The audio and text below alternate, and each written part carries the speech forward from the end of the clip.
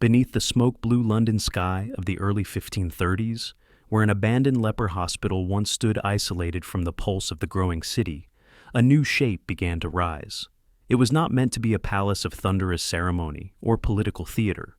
It was conceived as something far more intimate, a quiet refuge built by a king who believed his future was secured. Henry VIII ordered the construction with a singular purpose in mind, a sanctuary for the son he expected Anne Boleyn to bring into the world, a child who, in his imagination, would unify dynasty, destiny, and desire. The decision was bold, the location unconventional, and the emotional charge behind the project unmistakable. Every brick laid into the red-toned walls carried a fragment of the king's conviction that this secluded place would cradle the next heir of England. Workers erected the structure swiftly, pressing Tudor brick against Tudor brick in a rhythm that echoed the urgency of Henry's ambitions. They reclaimed the old hospital grounds piece by piece, reshaping them into a protected domain enclosed by courtyards. Nothing about the layout suggested grandeur in the traditional sense. There were no imposing triumphal gates or sweeping ceremonial facades, only the practical geometry of a residence meant for youth, privacy, and escape from the stiff formalities of court life. The palace grew inward, protecting the life it was meant to nurture. Yet, even in its modesty, St. James's began gathering a quiet gravity, as if the walls themselves sensed they were being drawn into a story that would continuously exceed the intentions of its builder. Inside, the palace carried the imprints of a relationship that had changed the course of the kingdom. The fireplaces still hold the intertwined initials, H and A, bound together with lovers' knots, a rare physical whisper of affection from a monarch whose personal choices had reshaped church and crown. These symbols, carved into the stone with deliberate permanence, hinted at a future Henry believed was already unfolding. The house was meant to protect that future, to give it rooms in which to breathe and grow. At the time, no one imagined that this quiet experiment in royal domesticity would become the nerve center of the monarchy for centuries. The surrounding land, once a place of illness and isolation, was transformed into parkland for hunting and retreat.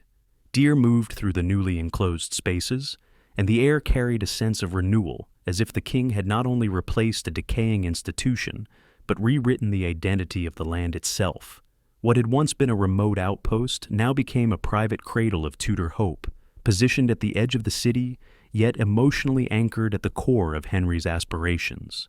Even as the palace took shape, its future remained uncertain. It was built with conviction, but without the clarity of what time would demand of it. It was designed for a child who would never live within its walls, for a royal family whose story would twist into directions neither king nor craftsman foresaw.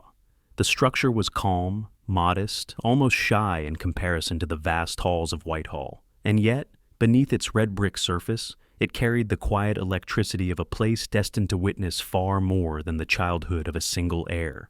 It waited, still and attentive, for the history that would soon pour through its corridors, reshaping its purpose again and again. Thus the palace emerged not as a monument to triumph, but as a testament to expectations, to a plan that did not unfold as intended, yet opened the door to a far greater narrative. What began as a secluded Tudor retreat for a hoped-for prince would, in time, become the stage on which monarchs were shaped, challenged, celebrated, and proclaimed. And from that first moment of construction, the building seemed to stand in a state of readiness, prepared to absorb whatever the next centuries were determined to bring. The deeper one moves into the early Tudor layers of St. James's Palace, the more the building reveals a kind of emotional archaeology, small, deliberate traces left behind by a king who rarely allowed vulnerability to harden into stone. The intertwined initials, H and A, carved into the surviving Tudor fireplace, are perhaps the most striking of these quiet confessions. They are not grand inscriptions intended for public admiration. They are intimate marks, woven together with lovers' knots, meant for private eyes within a household that Henry VIII imagined as warm, harmonious, and removed from the relentless pressure of court politics. These symbols were a promise, not only to Anne Boleyn, but to the future they believed awaited them. A child, a dynasty renewed, a domestic sanctuary far from the echoing halls of Whitehall. The palace, with its brick courtyards and inward-facing architecture, was designed to shelter that promise. The walls enclosed a world that felt self-contained, where sound fell softly and sunlight touched the bricks, with a quieter glow than in the ceremonial palaces. This inner atmosphere was shaped deliberately. Henry sought not just a residence, but a protective shell, a cocoon where his future children could grow without the scrutiny that weighed heavily on the monarchy. In these early years, St. James's felt less like a political institution and more like a sealed-off family refuge, a place with the tenderness of a private beginning. Yet, even within this sense of domestic quiet, subtle contradictions began to form. The very knots that bound the initials together, symbols of affection, also hinted at the complicated ties that connected the royal household to the wider realm. Nothing built for a king could remain entirely private, no matter how much its layout suggested retreat. The courtyards, enclosed as they were, still held the potential to become gathering spaces. The narrow passages, which once felt like protective arteries, could just as easily direct the flow of courtiers, diplomats, and advisors. Even the symbols of love, so personal in their intention, carried the weight of dynastic expectation. If the child Henry anticipated had arrived as he hoped, these rooms would have become the early stage for shaping a future monarch. The house thus existed in a kind of suspended duality. On one hand, it sheltered the earliest dreams of a family life that Henry had risked everything to create. On the other, it was a royal structure, and royal structures cannot help but absorb political meaning. The brickwork, chosen for its Tudor identity, also reinforced the crown's evolving architectural language. The courtyards, though initially designed for privacy, naturally created routes that could be adapted for ceremony. Even the modest gatehouse, lacking the grandeur of later palaces, held within it the potential to become a symbolic threshold. As the years unfolded, and the future Henry imagined fractured into something entirely different, the palace did not fade but transformed. Those intertwined letters on the fireplace, once a message of affection, became historical artifacts, reminders of how personal ambition and national consequence intertwined within these walls. They marked not only a relationship, but the moment before the palace shifted into a new identity, drawn into the currents of succession, governance, and public life. In the stillness of its early decades, St. James's felt like a private chapter in the royal story. But beneath the quiet surfaces, the building was already preparing to become something more. The walls, once witnesses to a love story and the anticipation of children, would soon witness councils, ceremonies, and decisions that shaped the kingdom. What began as a near-intimate family courtyard would evolve into one of the key stages upon which the monarchy would define its future. When St. James's Palace first took shape, it stood apart from the architectural vocabulary typically associated with royal power. There was no sweeping entrance announcing the presence of a monarch, no high ceremonial steps or ornamental facade designed to impress foreign dignitaries. Instead, the palace turned its attention inward, hiding its life behind a series of nested courtyards. This choice was not an oversight or a symptom of limited resources. It was deliberate and revealing. Henry VIII did not intend this residence to compete with the grandeur of Whitehall, the primary seat of royal authority. St. James's was meant to be a retreat, a place where the rhythms of daily life could unfold quietly, sheltered from the formalities that define the monarchy's public face. The absence of a grand entrance becomes particularly striking when contrasted with the architectural norms of the period. Royal buildings were expected to communicate dominance and magnificence at first glance. St. James's, however, adopted a different posture. Its initial impression offered subtlety rather than spectacle. Visitors did not approach via a monumental processional route, but instead entered through modest passageways that revealed the palace gradually, layer by layer. This gentle introduction shaped the emotional character of the space. Where other palaces overwhelmed, St. James's welcomed. Where others declared power, this one whispered privacy. The internal courtyards reinforced this atmosphere. Surrounded by red brick walls, they functioned like buffers, filtering out the noise of the city and creating a series of enclosed micro-worlds. Each courtyard served as both a physical and psychological threshold. Moving from one to the next felt like passing deeper into a protected core, as though the palace itself were guiding residents inward towards sanctuary. This design mirrored the purpose of the entire structure, a home built to protect, not to parade. Even the children for whom the palace was originally envisioned would have grown up within a carefully layered environment, able to move freely, yet shielded from the demands of public life. Over time, the inward focus of the palace left a profound mark on its identity. Long before St. James's became associated with ceremonies, proclamations, and state rituals, it established itself as a place where the private side of monarchy could exist without constant surveillance. This deeply embedded sense of seclusion shaped how monarchs later interacted with the building. Even as it evolved into a central administrative and ceremonial site, the palace retained an unmistakable feeling of enclosure, as if the early intention of shelter had been built so firmly into its foundations that it could never be entirely erased. The architecture also inadvertently prepared the palace for the future. The very courtyards designed for privacy later provided natural gathering spaces for military guards, court attendants, diplomats, and members of the public during significant events. The modest entrances, originally intended to create quiet separation, became controlled points of access, ideal for security and ceremony alike. What began as a refuge slowly transformed into a hub of royal activity, yet the structure's inward focus ensured that even its busiest moments felt contained and self-directed. This contrast, a palace conceived as a private refuge becoming the eventual ceremonial heart of the monarchy, is part of what makes St. James's so compelling. Its walls were not designed to impress the world, yet they would eventually host some of the most consequential announcements in British history. Its courtyards were not meant for public spectacle, yet they became the setting for proclamations that resonated far beyond London. The palace's character emerged from this quiet paradox, a building crafted for privacy that ultimately shaped the monarchy's most public expressions. By the end of the 17th century, St. James's Palace had spent more than a century living in the shadow of Whitehall, the immense, sprawling complex that functioned as the undisputed center of royal authority. Whitehall was where monarchs entertained ambassadors, held councils, staged ceremonies, and projected their influence across Europe. St. James's, by contrast, remained the quieter sibling, modest, contained, and secondary. But destiny often reveals itself in ways that defy architectural hierarchy. And in the winter of 1698, the balance shifted with astonishing force. The flames that overtook Whitehall that year consumed more than a palace. They erased the physical seat of monarchy, the stage upon which generations of rulers had played out their reigns. In a matter of hours, the heart of royal administration was reduced to scorched remnants.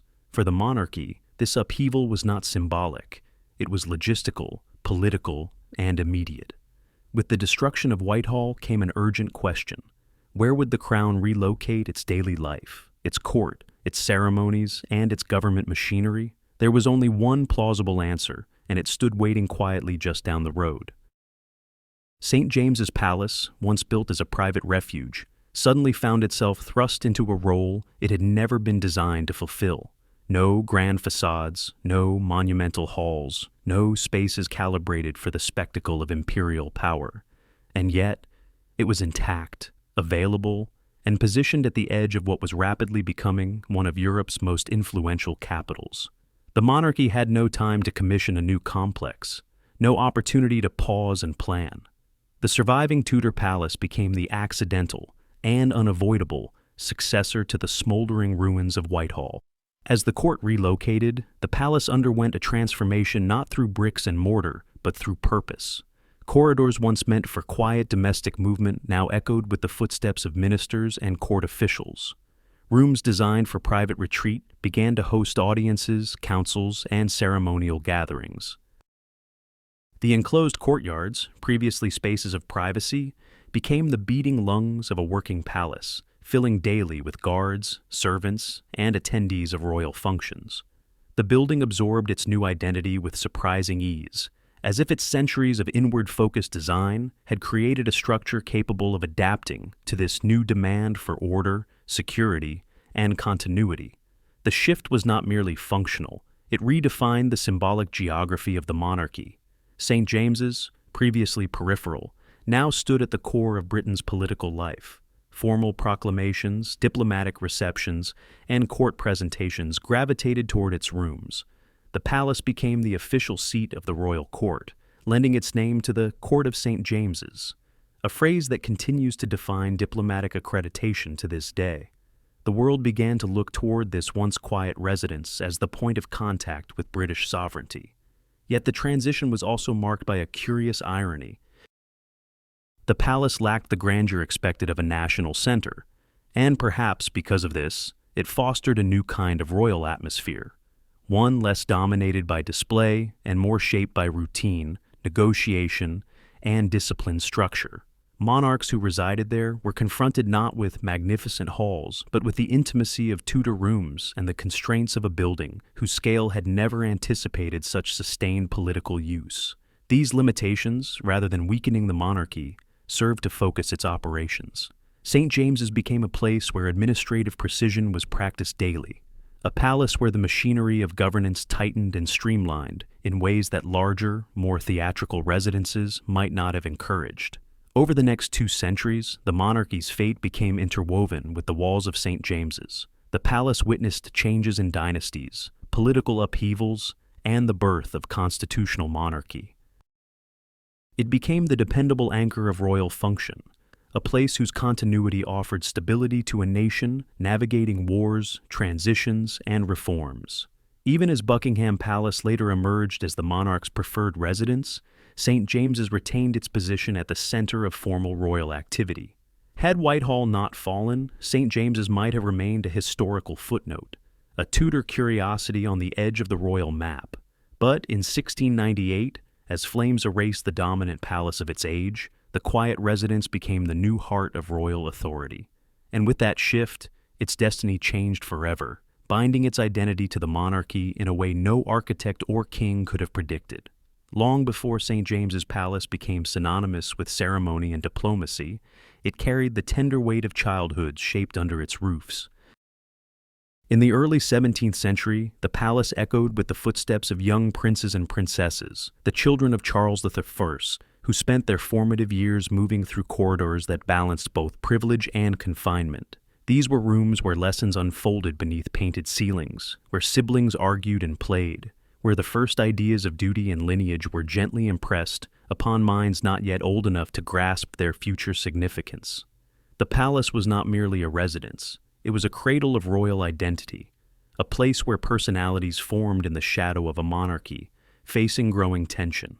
The births of several of Charles I's children took place within these walls, and with each new arrival, the palace deepened its role as a royal household. It was here that the future Charles II first opened his eyes, and where his brother James, the future James II, began his life.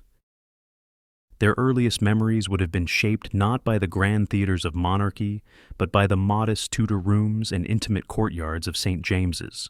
The palace's inward-facing design, initially crafted for the comfort of Henry VIII's imagined heirs, once again fulfilled its purpose as a protective world set apart from the public realm. Within its chambers, tutors guided the young princes, attendants moved softly through doorways, and the rhythm of family life unfolded in a setting rarely accessible to the outside world. Yet the palace that sheltered these early moments also became the backdrop to one of the most solemn turning points in British history. As political pressures mounted against Charles I, St. James's shifted from a nurturing home into a space thickened with uncertainty. The same walls that once heard the laughter of royal children now absorbed quieter, heavier sounds, the murmurs of advisors, the restless pacing of a king confronted with a future he could no longer control. The palace's intimacy, which had once offered comfort, now magnified the tension of isolation. It was here that Charles I spent his final night before facing his public fate at Whitehall. The significance of that moment lingers in the building's atmosphere even centuries later.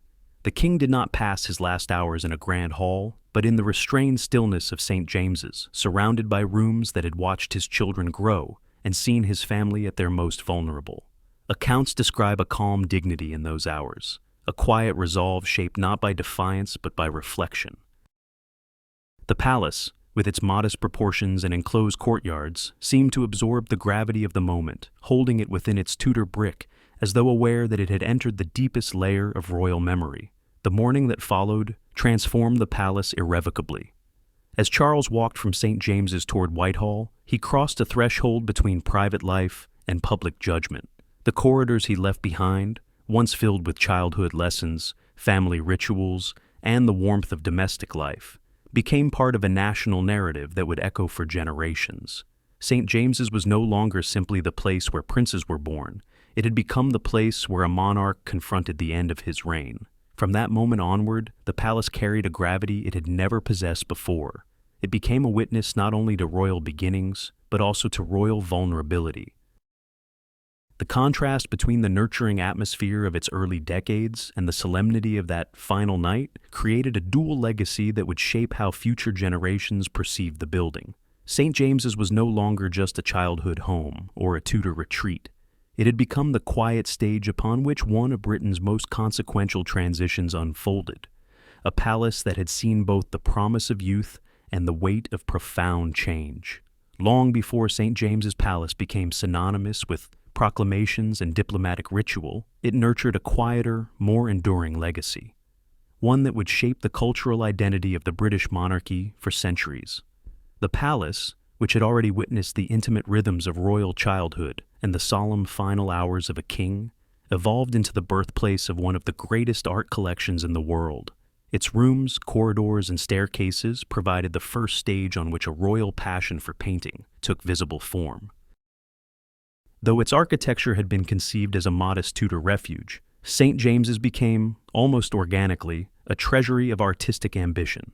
This transformation began during the reign of Charles III, whose deep appreciation for art was unlike that of any English monarch before him.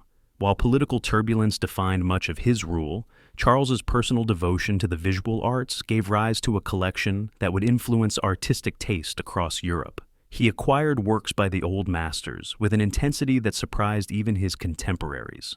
Paintings by Titian, Raphael, and Van Dyck crossed national borders to find a home within the palace's walls, turning chambers once meant for everyday royal living into small museums of Renaissance genius. The palace itself responded to this influx in subtle ways. Walls once adorned with tapestries or left simply paneled now carried canvases glowing with color and shadow. The interiors gained an unexpected sophistication, their modest Tudor proportions suddenly enriched by the weight and brilliance of continental masterpieces. Over time, the atmosphere inside St. James's shifted. It became not only a residence and a center of governance, but also a place where rulers walked daily in the company of artistic greatness. The presence of these works illuminated the sensibilities of Charles I, whose cultivation of culture stood in stark contrast to the political storms surrounding him. Even after the palace witnessed the king's final night, the paintings he assembled left traces of his vision that endured far longer than any single reign. As the centuries progressed, the royal collection continued to evolve, its heart still beating within the palace. Monarchs came and went, each contributing pieces reflective of their tastes, travels, and relationships with the world beyond Britain's shores. Although administrative functions slowly shifted toward Buckingham Palace, St. James's retained a special status as one of the primary homes of the collection. It became, in effect, a historical diary written in paint, a record of royal encounters, diplomatic exchanges, artistic patronage, and personal fascinations. In later centuries, the collection expanded beyond the old masters to include works that captured the changing identity of the modern monarchy. Portraits of members of the royal family were commissioned not merely as formal images, but as reflections of personality, era, and public role. Among the most striking additions is the portrait of Prince Philip by Ralph Hymans, displayed within the palace as part of the living collection. In this work, the Duke of Edinburgh is shown standing in Windsor Castle, surrounded by the architectural heritage that shaped his life of service. The portrait's presence at St. James's creates a bridge between the Tudor origins of the palace and the contemporary royal family, reminding viewers that the collection is not a static archive, but a continuously unfolding legacy. These modern works live alongside centuries-old masterpieces, creating a dialogue across time within the palace walls. Visitors and dignitaries walking through the lower corridor or ascending the grand staircase encounter not just isolated objects, but a curated narrative of royal history told through art. Diplomatic gifts, often crafted with extraordinary care and symbolism, extend this narrative even further. The malachite vase presented by the Empress of Russia to George IV remains one of the most remarkable examples, a shimmering artifact that merges geological beauty with political significance. Its rich green surface reflects both the craftsmanship of the Ural Mountains and the ceremonial relationship between empires. As the royal collection grew, St. James's acted as a kind of guardian for its treasures.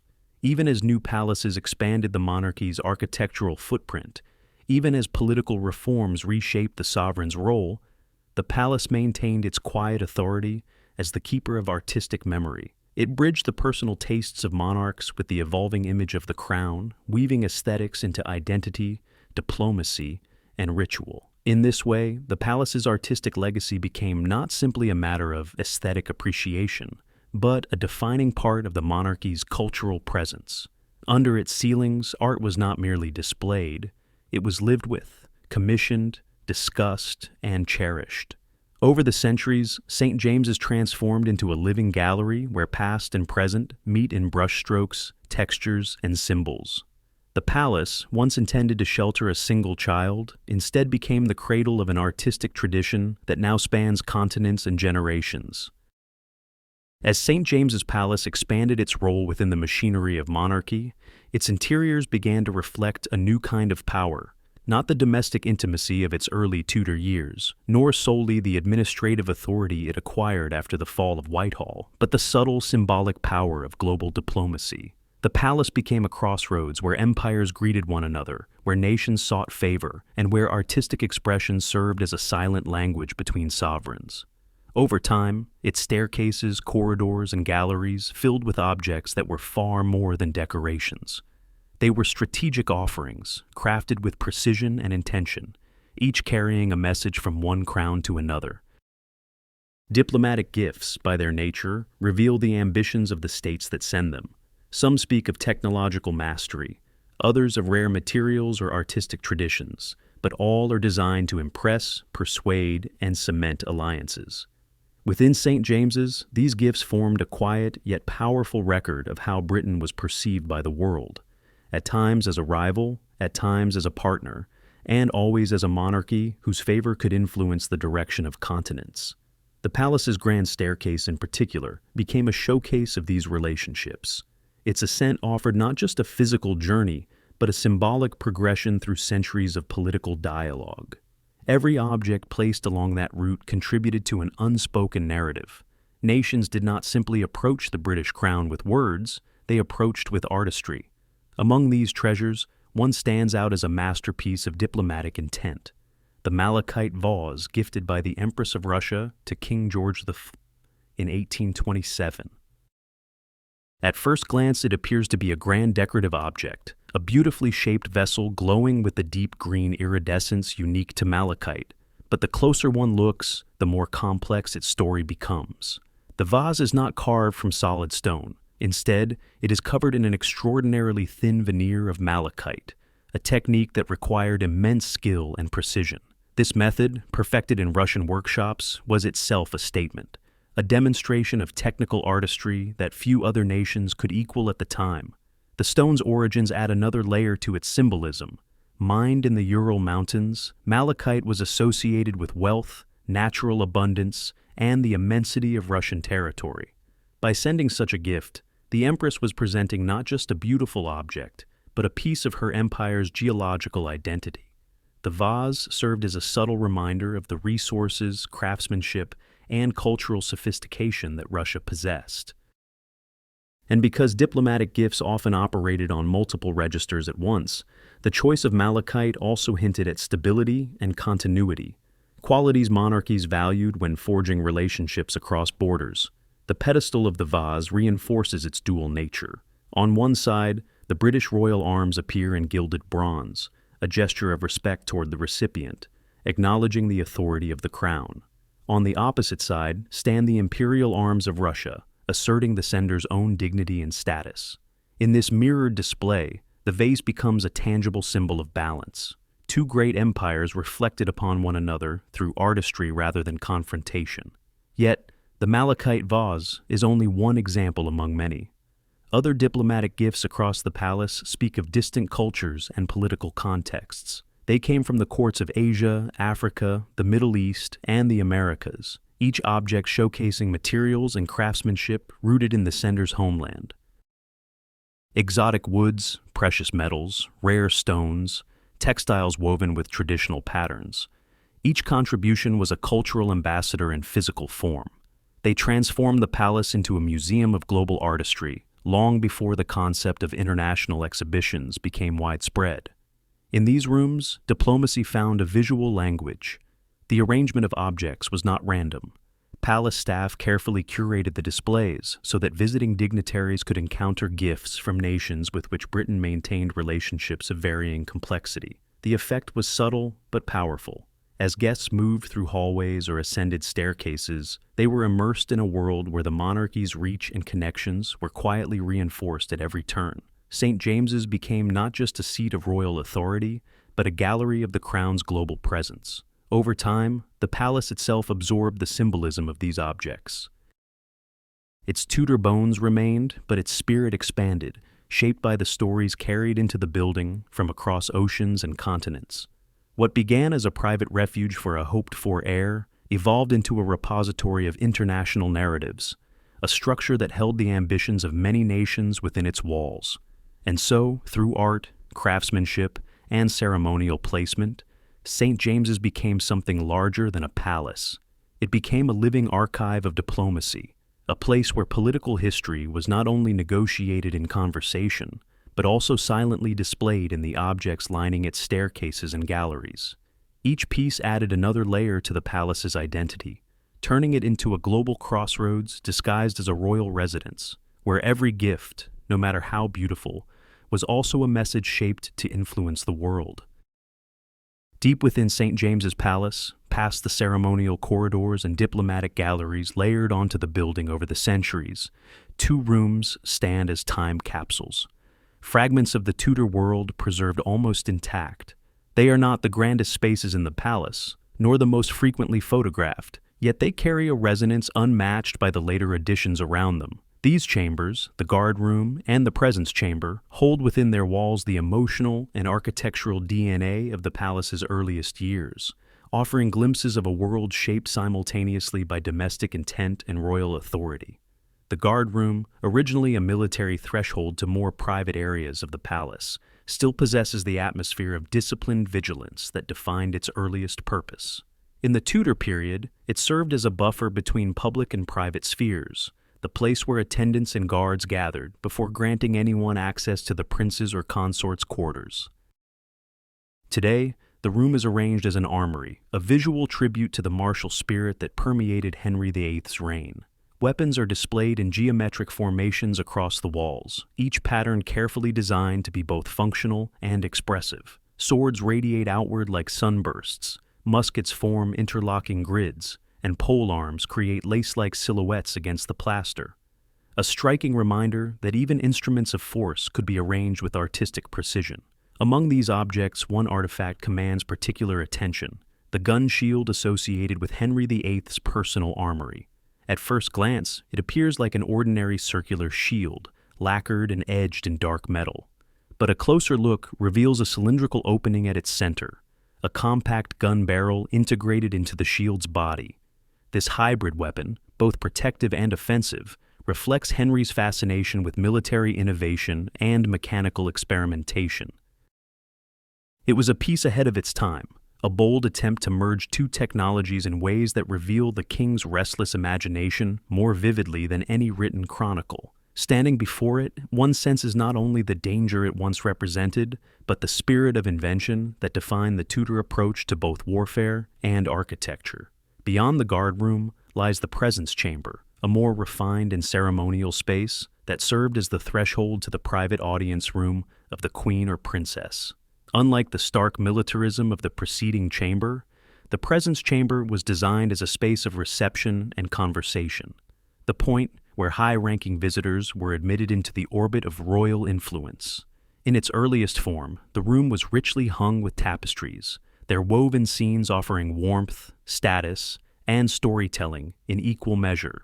These textiles softened the hard lines of Tudor architecture, creating an environment where diplomacy and domesticity intertwined. As centuries progressed, the room underwent transformations, especially during the sweeping refurbishments of the 19th century.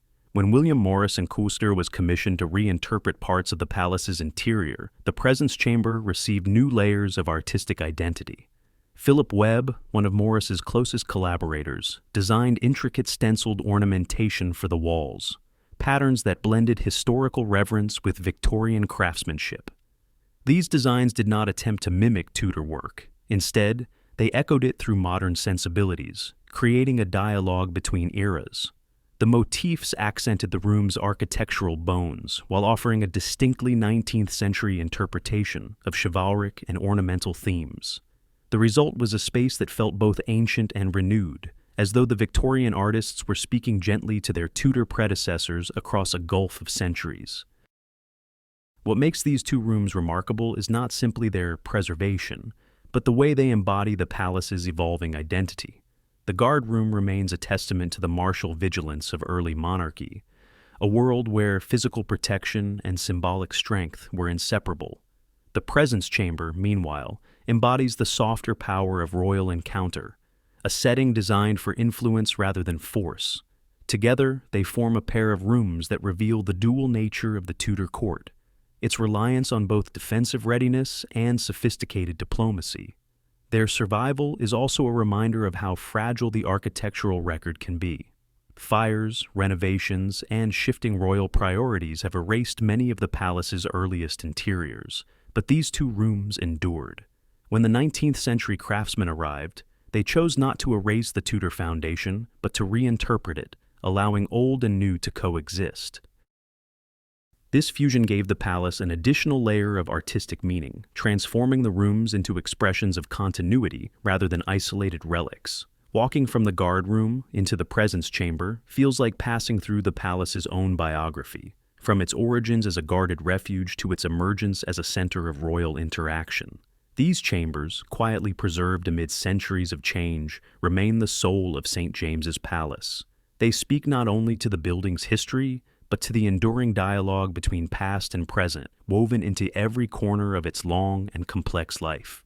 Through the 18th and 19th centuries, St. James's Palace transformed into the beating ceremonial heart of Britain's social hierarchy, a place where status was not only displayed, but actively manufactured.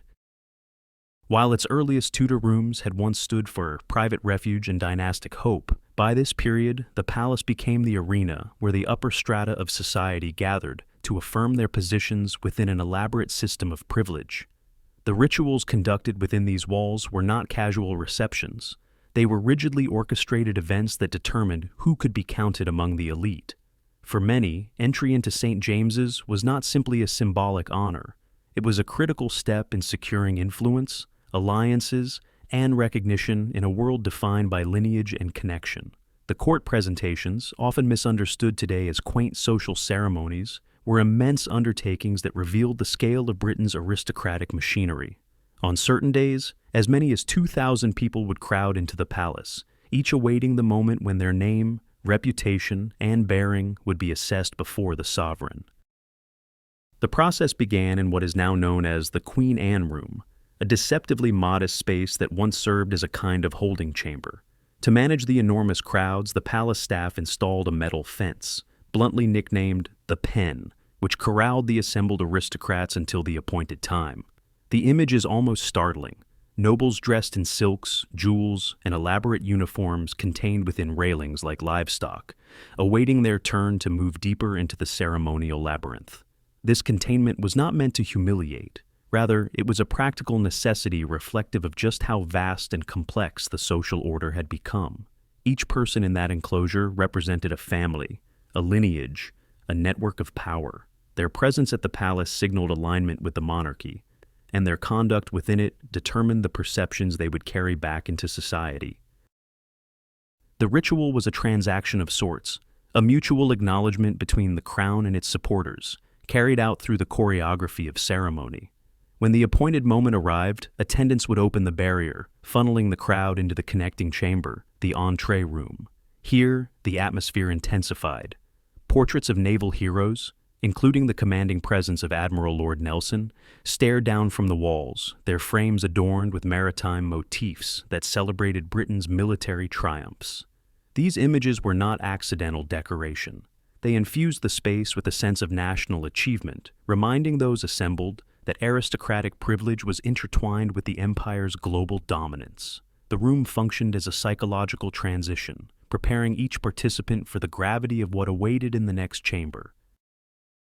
The procession eventually converged upon the throne room, the ceremonial core of St. James's. This room, though not the largest in the palace, held a presence disproportionate to its size. It was here that the Lord Chamberlain announced each attendee, reading their name from a card before they advanced.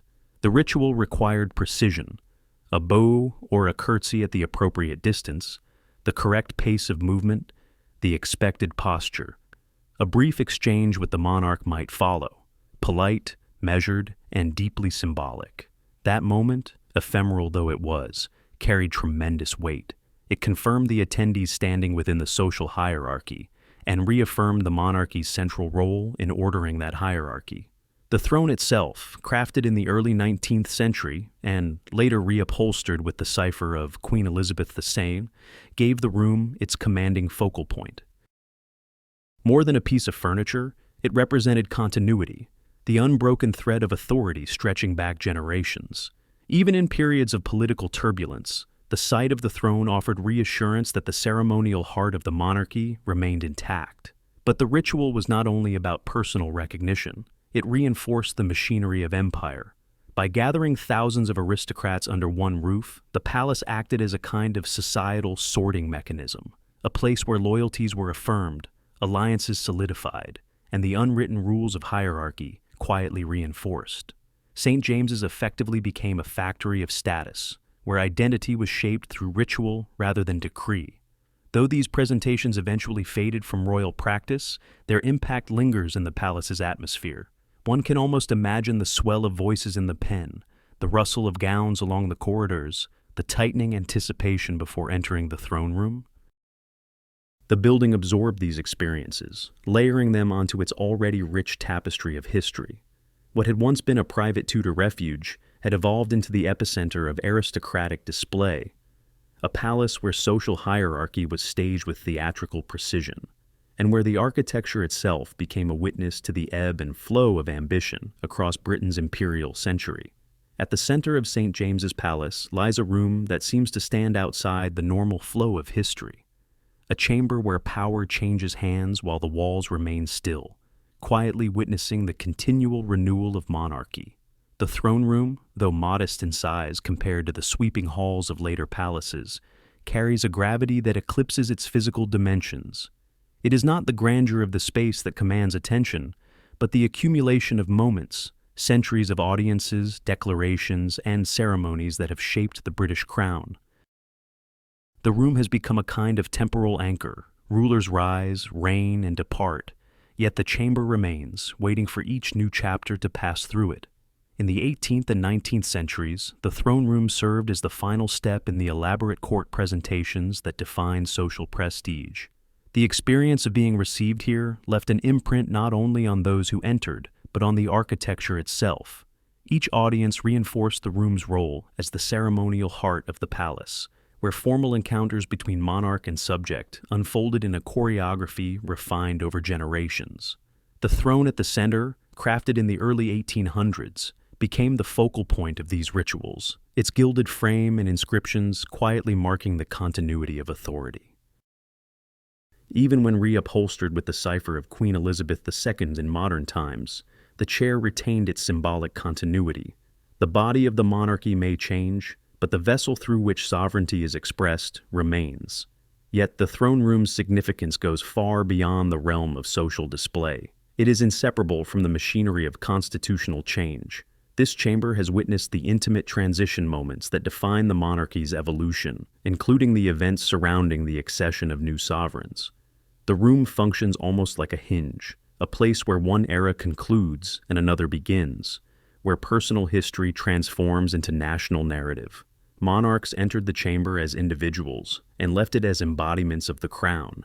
Its most recent and globally observed transition occurred in 2022, when the Accession Council convened to recognize the new sovereign, King Charles III. Although parts of the ceremony unfolded in adjoining rooms, the throne room remained the symbolic core of the proceedings. Its presence ensured continuity, linking the modern transition to centuries of tradition. Photographs of the event reveal how strikingly contemporary figures are framed within a setting that has barely shifted since the Regency era. Smartphones and cameras entered the space, but the room itself remained a fixed point, as though time paused briefly to accommodate another chapter in an ancient ritual. The throne room's power lies not in decoration alone, but in the sense of ritualized stillness it offers. Standing within it, one becomes acutely aware of the weight of past ceremonies layered invisibly in the air. The geometric balance of the room, the way light settles across the throne's gilded edges, the sense of precise order, all contribute to an atmosphere calibrated for transformation. Even at rest, the space feels poised, ready to receive the next declaration or audience that will echo outward into the wider world. What makes the chamber truly remarkable is how faithfully it holds its identity despite the passage of centuries. Wars have been fought, empires have risen and receded, social structures have shifted dramatically, and yet the throne room remains recognizably the same, a steadfast vessel through which authority flows. Its walls do not merely witness change, they institutionalize it, offering a stable frame through which the monarchy continually renews itself. In this way, the throne room is more than a ceremonial chamber. It is the architectural embodiment of continuity, a place where history does not simply happen, but is acknowledged, formalized, and released into the world. Monarchs may change, governments may evolve, but the room keeps its quiet watch, preserving the lineage of power with a stillness that feels almost sacred. By the dawn of the 19th century, St. James's Palace had already endured centuries of political storms, ceremonial reinventions, and shifting royal priorities. Yet nothing reshaped its destiny as abruptly as the fire of 1809, a catastrophe that struck not at the edges of the palace, but at its very core. In a matter of hours, flames consumed parts of the structure that had defined its residential identity. The monarch's private apartments, the intimate rooms that once formed the living heartbeat of the royal household. The destruction did not simply alter the floor plan, it rewrote the palace's future, carving a permanent line between what it had been and what it would become. The fire tore through the southeast corner, the portion of the palace where the sovereign's private quarters had stood since Tudor times. These rooms had served generations of monarchs, chambers where rulers slept, worked, and formed their domestic routines away from the public eye. When they were destroyed, a crucial function of St. James's evaporated. The palace lost the spaces that made it a home, rather than merely a stage for ceremony. Without these private apartments, the idea of St. James's as a living royal residence became increasingly difficult to sustain. No immediate reconstruction followed. The royal family chose not to restore what had been lost. This decision, subtle at the time, marked the beginning of a slow but decisive shift. One of the most striking consequences of the fire was the sudden isolation of the Queen's Chapel. Once integrated into the palace complex, the chapel became physically severed when the destroyed sections were cleared away.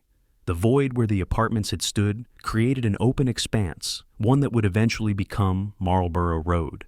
From that point forward, the chapel and the palace lived side by side, but no longer as one continuous structure. Their separation symbolized the broader fragmentation taking place within the palace's role. Parts of its identity were being carved away, leaving behind a building poised for redefinition. At first, the monarchy continued to use St. James's for formal events, ceremonies, and official gatherings. Levees were still held there, ambassadors still presented their credentials. The machinery of the royal court continued its routines. But the absence of a functioning royal residence within the palace made these activities feel increasingly detached from daily life. The palace no longer housed the personal rhythms of a monarch. It became instead a ceremonial shell, impressive in tradition but hollowed at its center.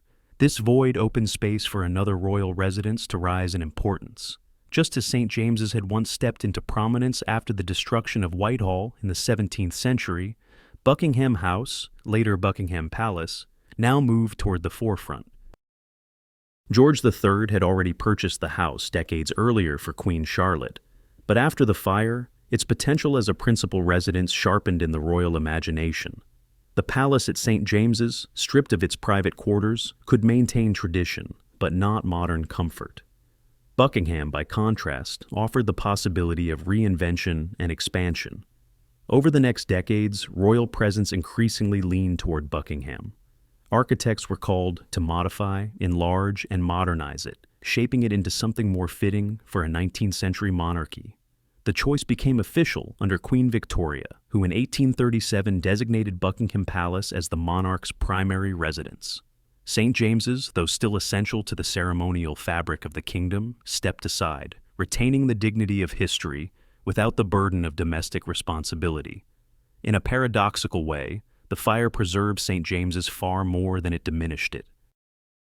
By losing its role as a home, the palace was freed to become something else entirely, a repository of tradition, a ceremonial core untouched by the changing demands of royal living. With no need to adapt to the comforts or expectations of private residence, its Tudor bones remained intact. Its corridors stayed narrow, its proportions remained humble, and its atmosphere preserved the weight of centuries in a way Buckingham, constantly renovated and expanded, never could. The fire of 1809 thus stands as a pivotal turning point.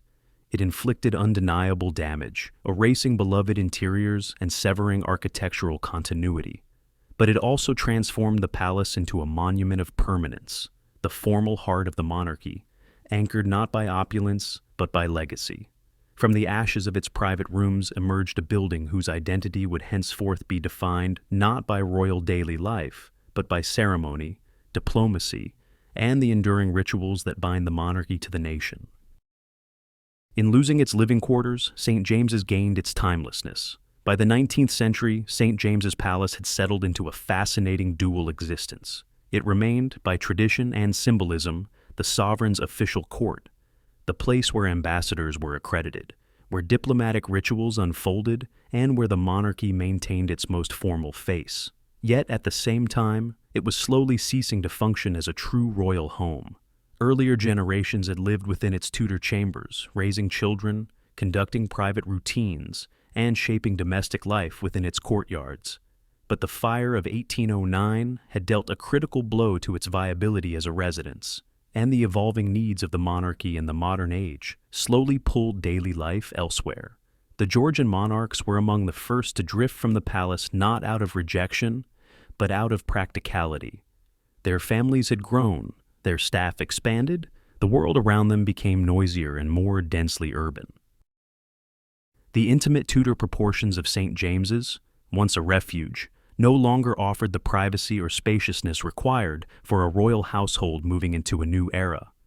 George III signaled this shift when he acquired Buckingham House for Queen Charlotte, a property that allowed more room for family, comfort, and retreat from the pressures of court.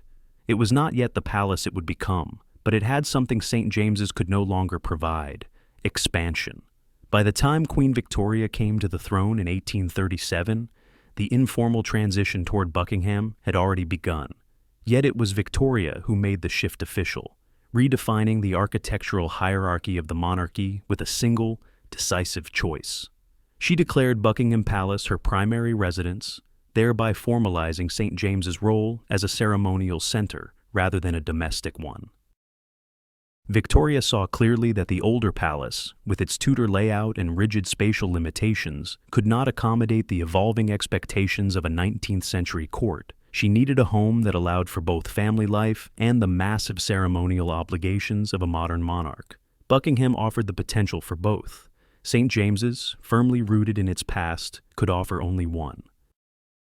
Still, Victoria did not strip the older palace of its importance. Instead, she elevated its ceremonial function.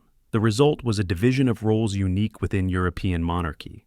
Buckingham became the living heart of the royal family, while St. James's remained the institutional heart of the crown. The court of St. James's continued as the official court of the sovereign, a tradition that still remains. Ambassadors, regardless of where the monarch resides, are accredited not to Buckingham, but to the court of St. James's, a reminder that the older palace retains authority grounded in centuries of statecraft. Despite the loss of its status as a residence, the palace remained a place of profound personal significance for the royal family. Its chapel royal became the setting for important royal weddings, events that infused the building with moments of celebration even as its domestic life faded. In 1840, Queen Victoria herself exchanged vows with Prince Albert within the palace's chapel, a ceremony that had a cultural impact far beyond the walls. Not only did it solidify the palace's relevance during a time of architectural transition, but it also helped establish traditions that shaped the monarchy's public image for generations. 18 years later, the palace once again became the stage for a union that reflected both political and familial ties. Princess Victoria, the Queen's eldest daughter, married Prince Frederick of Prussia within the same chapel. The ceremony symbolized a bridge between Britain and continental Europe, adding another layer of diplomatic resonance to the palace's identity. St. James's was no longer the home of monarchs, yet it continued to host the moments that defined them: marriages that shaped alliances, receptions that strengthened international ties, and ceremonies that reinforced the monarchy's cultural legacy.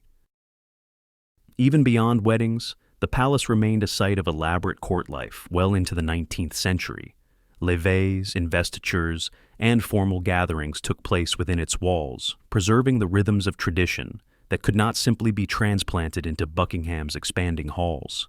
Diplomats and dignitaries continued to pass through its gates, finding themselves immersed in an atmosphere that carried the weight of centuries, a setting that reminded them they were stepping into the oldest functioning palace of the monarchy, a place where history lived not in museum silence, but in active ceremony. By the time the 19th century drew to a close, St. James's had completed its transformation from a lived-in residence to a ceremonial powerhouse. Its domestic role had receded, but its institutional importance remained unshaken. Victoria's decision had not diminished the palace. It had refined it. The palace no longer needed to house the monarch to remain central to the monarchy. It had become something rarer, a living structure devoted entirely to tradition, ritual, diplomacy, and events that shaped the royal narrative. In relinquishing its role as a home, St. James's discovered a new identity, one defined not by daily life, but by defining moments, and in that shift, it secured a permanence that allowed it to outlast not just individual reigns, but entire eras. As the 20th century unfolded, St. James's Palace stepped into yet another unexpected role, no longer a private refuge, no longer a royal residence, and not merely a ceremonial stage, but a political arena of international significance. Its Tudor bones, shaped for family life and inherited ceremony, now found themselves hosting conversations that would alter borders, treaties, and the direction of global alliances. The palace, once designed for the quiet upbringing of princes, became a crucible in which the modern world tested its diplomatic ambitions. The shift began quietly. Europe entered the century with simmering tensions, and the British government, seeking a venue that carried historical authority yet offered controlled privacy, turned to St. James's. Its rooms, steeped in centuries of royal continuity, offered a sense of gravitas unmatched by more modern buildings. Diplomats understood immediately the symbolism of meeting within walls that had witnessed the rise and fall of monarchs, the transformation of empires, and the evolving identity of Britain itself. The palace's modest scale, far from diminishing its stature, gave these gatherings an intensity and intimacy that grander halls could not provide. One of the earliest major diplomatic events held here was the 1912-1913 London Conference, convened to negotiate settlements following the Balkan Wars. Representatives from European states gathered in the palace, navigating a complex region whose conflicts would soon ignite global consequences. The rooms of St. James's absorbed the anxious discussions, the whispered alliances, the quiet recalibrations of power. The palace offered a symbolic neutrality, a place neither wholly governmental nor purely ceremonial, and in that liminal space, negotiations were able to unfold with a certain gravitas. Although the treaties forged here could not halt the march toward broader conflict, they marked the beginning of the palace's modern diplomatic identity. In the decades that followed, St. James's became increasingly associated with high-stakes international dialogue. It was in these rooms that leaders, delegates, and political thinkers met for the round-table conferences of the early 1930s, gatherings designed to shape the constitutional future of India. The questions debated here were enormous: the nature of self-governance, the dissolution of colonial frameworks, and the redefining of imperial relationships. As Indian leaders sat across from British officials, the palace became a space where the past and future collided. The building's Tudor foundations had once seen the consolidation of royal authority. Now they witnessed discussions aimed at loosening Britain's hold on distant territories. The contradiction was palpable, yet fitting. The palace had always been a mirror of its age, reflecting whichever version of power the moment demanded. But the palace's most profound diplomatic moment came in 1941, in the midst of the global crisis that defined the century. Europe was engulfed in conflict, and exiled governments from across the continent had taken refuge in London. On 12th of June, representatives of the United Kingdom, the Commonwealth, and 9 occupied nations gathered in St. James's Palace to sign a document that would shape the architecture of international cooperation for generations: the Declaration of St. James's Palace. Among its signatories stood Charles de Gaulle, alongside leaders from Belgium, Norway, Greece, Poland, Czechoslovakia, and others whose homelands were under occupation, yet whose resolve remained unbroken. The declaration affirmed a collective commitment to a post-war world grounded in justice, security, and shared responsibility. It represented not merely resistance to aggression, but the blueprint for a new international order. Though the term United Nations was not yet in formal use, the principles articulated within these rooms formed the conceptual foundation of the future UN Charter. The palace thus became the birthplace of an idea, a vision of global cooperation that continues to shape world politics today. The symbolic power of the location was unmistakable. A building once created for the private dreams of Henry VIII had become the stage for an alliance of nations determined to prevent future global catastrophe. The walls, which had seen Tudor monarchs strategize, Stuart kings falter, and Hanoverian rulers assert their authority, now witnessed leaders striving not for individual dominion, but for collective security. In its quiet way, the palace served as a bridge between centuries, a reminder that the pursuit of stability, though ever-changing in form, has always been at the heart of governance. By the mid-20th century, St. James's had firmly established itself as a center for diplomacy. It was no longer merely the ceremonial court of Britain, but a building with international memory, a place where the world had once gathered to articulate a shared future. The palace's identity deepened once again, no longer just a monument to monarchy, but a landmark of global political heritage. In its galleries and council rooms, the modern world learned to negotiate, reconcile, and imagine new structures of peace. And the old Tudor palace, steady and unaltered, embraced this role as naturally as it had embraced every transformation before. High above Friary Court, tucked into the red brick geometry of St. James's Palace, lies a space that appears unremarkable at first glance, a narrow upper room, its windows overlooking the courtyard below. Yet this modest chamber contains one of the most emotionally charged thresholds in the British monarchy. When the nation loses a sovereign and a new era begins, the transformation becomes official, not in Westminster, not at Buckingham Palace, but through the balcony formed by this very window. It is here, on the Proclamation Gallery, that Britain hears the first formal announcement of its next monarch. The ritual surrounding this moment is meticulous, carried out with a precision shaped by centuries of repetition. The room used for the proclamation is not a grand ceremonial hall, but a compact Tudor space that must be adapted for its role each time a transition occurs. In the hours leading up to the proclamation, palace staff work quietly and efficiently to prepare it. Furniture is moved aside to create space for the officials who will gather. The atmosphere is controlled, almost reverent, a sense that history is assembling itself, piece by piece, within the constraints of a small room. One of the most distinctive preparations involves transforming an ordinary window into the ceremonial balcony. The center window, which normally functions like any other pane of glass, is temporarily removed. Skilled workers carefully lift it out and replace it with a specially fitted temporary door, a rare architectural inversion where interior becomes exterior and a private room becomes a national stage. The installation must be precise. It must allow dignitaries to step safely onto the narrow platform while maintaining the visual integrity of the palace's facade. As the accession council concludes its work inside, acknowledging the new sovereign, recording oaths, formalizing continuity, the activity in the proclamation room intensifies. The Garter King of Arms, herald of ancient tradition, prepares for the moment when he will step forward to address the nation. Behind him stand other heralds in vivid tabards, accompanied by royal trumpeters, whose fanfare will cut across the quiet of Friary Court and signal to the gathered crowd that the ceremony has begun. Outside, the courtyard fills slowly. Members of the public, officials, military representatives, and bystanders assemble beneath the balcony, aware that they are witnessing one of the rarest rituals in the monarchy, an event that may occur only once or twice in a generation. There is no elaborate stage, no modern amplification, no dramatic choreography. The power lies in the simplicity.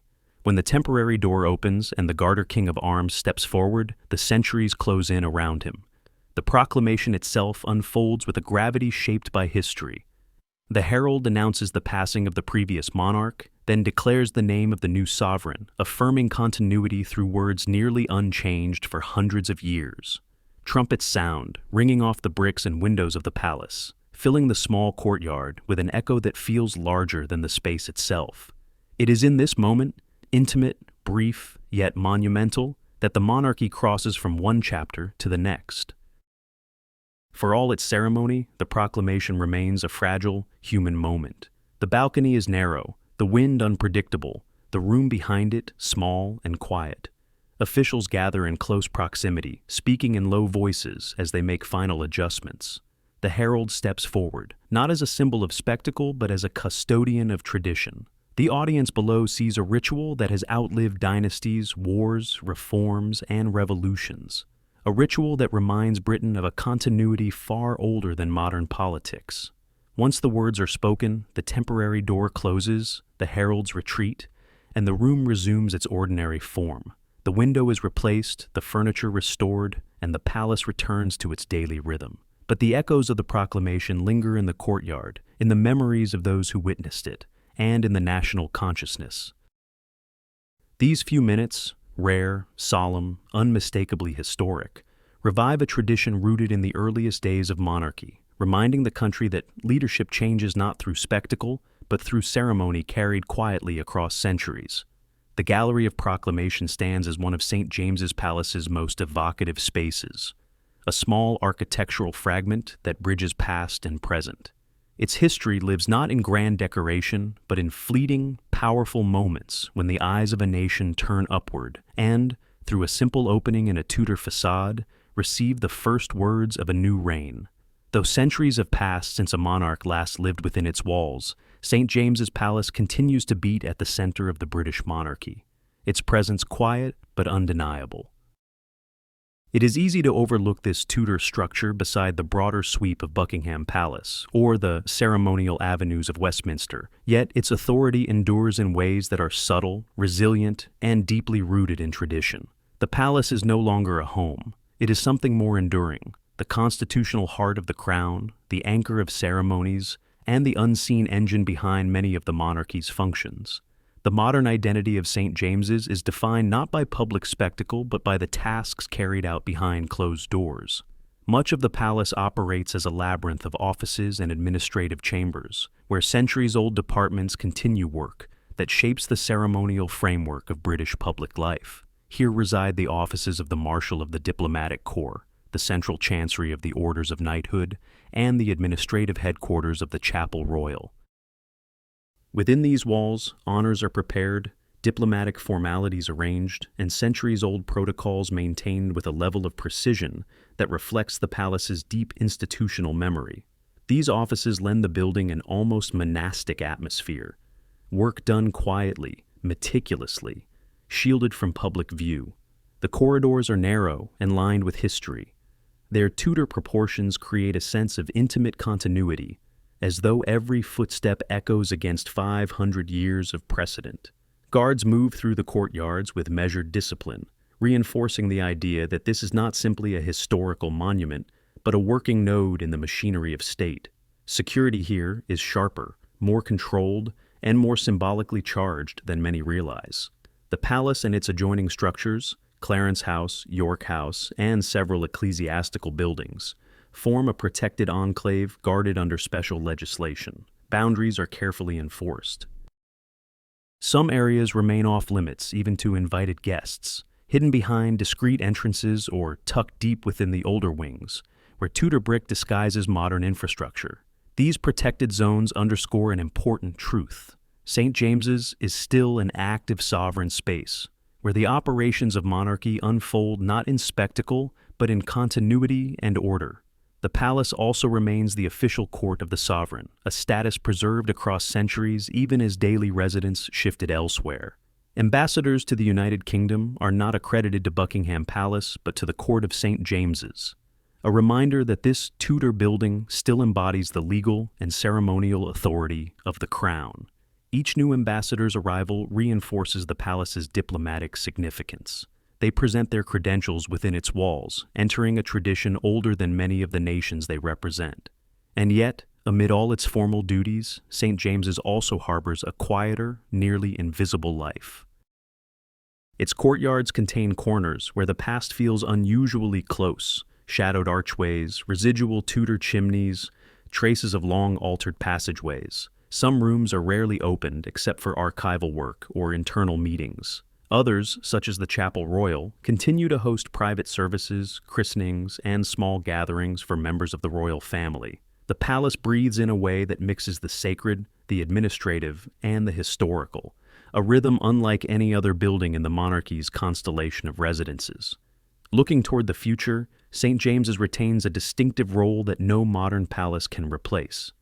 Its endurance gives it authority, not through grandeur, but through time. At moments of national transition, such as the accession of a new monarch, the palace instantly becomes the focal point of constitutional continuity. Councils assemble, oaths are sworn, and proclamations are issued from its balcony, transforming a centuries-old brick facade into the front line of national ritual. The building's age does not hinder this process, it strengthens it. Britain relies on its constancy, on the sense that whatever changes outside its walls, something within the palace remains anchored. Even as the monarchy adapts to a changing world, St. James's is poised to remain the ceremonial root system beneath its public branches. Buckingham Palace may serve as the stage for state visits, balcony appearances, and grand processions, but St. James's retains the quieter duties that ensure the continuity of tradition. It is the legal center, the ritual center, the administrative center, the still point around which the crown turns. In a world where monarchies must evolve to stay relevant, the future of St. James's lies not in reinvention, but in steadfastness. Its power comes from its memory, its modesty, and its unbroken function as the sovereign's official court. Hidden offices will continue their work. Restricted passages will lead to rooms where history remains active. Ceremonies will unfold in spaces shaped by 5 centuries of use. And through it all, the palace will remain what it has quietly been across generations, the enduring heart of the British monarchy, beating with a rhythm as steady today as when its bricks were first laid for a hoped-for heir who never came to live within its walls.